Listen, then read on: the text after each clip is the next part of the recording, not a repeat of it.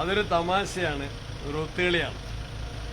മുഖ്യമന്ത്രിയുടെ മകന് E D അയച്ച നോട്ടീസ് ഇപ്പോൾ ആകാശത്തിൽ പറഞ്ഞത് അത് ഇല്ലത്തുനിന്ന് പുറപ്പെട്ട് കുടുംബത്തെത്തിയിട്ടില്ല. അത് എന്തിനാണ് അയച്ചത്, അതാർക്കാണ് അയച്ചത്, അത് കൈപ്പറ്റിയില്ലെങ്കിൽ അടുത്ത നടപടി എന്താണ് ഇ ഡി വ്യക്തമാക്കട്ടെ. സ്വർണ്ണക്കള്ളക്കടത്ത് കേസ് എവിടെയെത്തി, അന്നും നോട്ടീസ് അയച്ചായിരുന്നു. വലിയ കാര്യങ്ങൾ ചെയ്യുമെന്ന് പറഞ്ഞു, അത് ഒതുക്കി തീർത്തു. ലാവ്ലിൻ കേസ് എത്ര പ്രാവശ്യം അവധി മാറ്റി, എത്ര കൊല്ലം നീട്ടി. തെരഞ്ഞെടുപ്പ് സമയത്ത് അദ്ദേഹത്തെ സഹായിക്കാൻ വേണ്ടി കേന്ദ്ര കേരള സർക്കാരുകളുടെ ഒത്തുകളിയാണ്. ഒരു പുതുമയില്ല, ഒന്നും സംഭവിക്കാൻ പോകുന്നില്ല. മല എലിയാണ് പ്രസവിക്കാൻ പോകുന്നത്.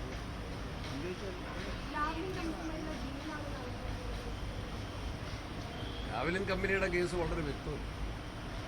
അത് വീണ്ടും ആവർത്തിക്കുകയാണ് ചെയ്യുന്നത്. ആ കേസ് നീട്ടിക്കൊണ്ടുപോകാനും ഇല്ലായ്മ ചെയ്യുവാനുമാണ് കേന്ദ്ര കേരള സർക്കാരുകളുടെ യോജിച്ച നീക്കങ്ങൾ നടക്കുന്നത്.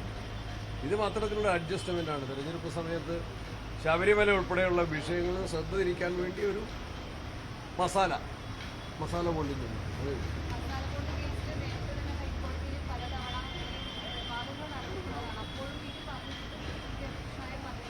എന്താണ് ഇത്ര ഇങ്ങനെ ഒരു ആ കാര്യത്തിൽ സീരിയസ് ആണെങ്കിൽ, ആത്മാർത്ഥതയാണെങ്കിൽ മറ്റു കേസുകൾക്ക് എന്താ?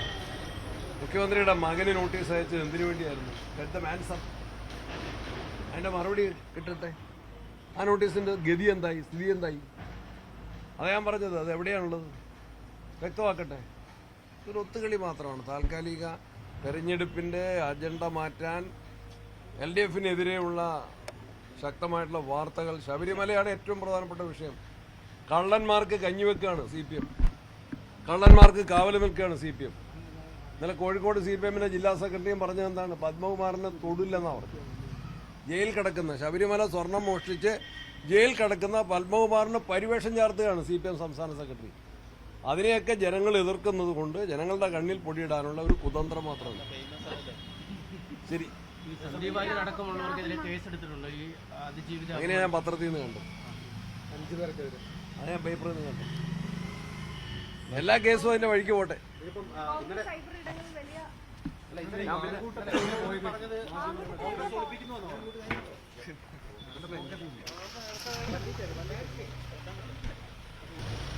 അതൊരു തമാശയാണ്, ഒരു ഒത്തുകളിയാണ്.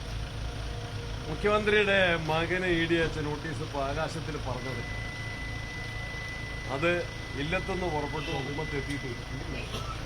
അത് എന്തിനാണ് അയച്ചത്, അതാർക്കാണ് അയച്ചത്, അത് കൈപ്പറ്റിയില്ലെങ്കിൽ അടുത്ത നടപടി എന്താണ് ഇ ഡി വ്യക്തമാക്കട്ടെ. സ്വർണ്ണക്കള്ളക്കടത്ത് കേസ് എവിടെയെത്തി, അന്നും നോട്ടീസ് അയച്ചായിരുന്നു. വലിയ കാര്യങ്ങൾ ചെയ്യുമെന്ന് പറഞ്ഞു, അത് ഒതുക്കി തീർത്തു.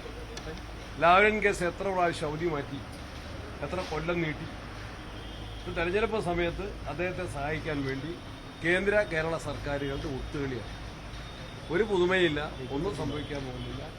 മല എലിയാണ് പ്രസവിക്കാൻ പോകുന്നത്. ലാവ്ലിൻ കമ്പനിയുടെ കേസ് വളരെ വ്യക്തമാണ്. അത് വീണ്ടും ആവർത്തിക്കുകയാണ് ചെയ്യുന്നത്. ആ കേസ് നീട്ടിക്കൊണ്ടുപോകാനും ഇല്ലായ്മ ചെയ്യുവാനുമാണ് കേന്ദ്ര കേരള സർക്കാരുകളുടെ യോജിച്ച നീക്കങ്ങൾ നടക്കുന്നത്. ഇത് മാത്രത്തിലുള്ള അഡ്ജസ്റ്റ്മെന്റാണ്. തെരഞ്ഞെടുപ്പ് സമയത്ത് ശബരിമല ഉൾപ്പെടെയുള്ള വിഷയങ്ങളിൽ ശ്രദ്ധ തിരിക്കാൻ വേണ്ടി ഒരു മസാല കൊണ്ടിട്ടുണ്ട്.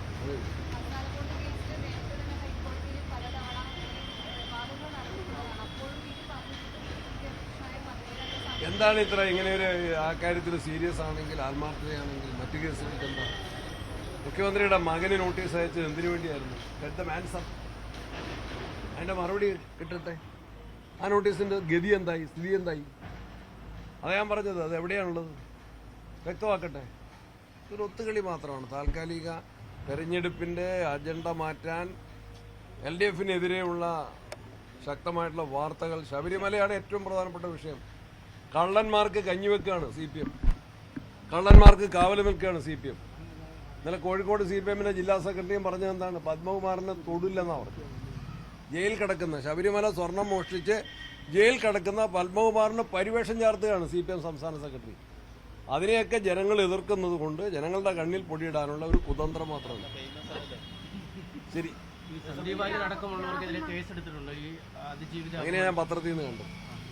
5 പേർക്കെതിരെ അത് ഞാൻ പേപ്പറിൽ നിന്ന് കണ്ടു. എല്ലാ കേസും അതിന്റെ വഴിക്ക് പോട്ടെ.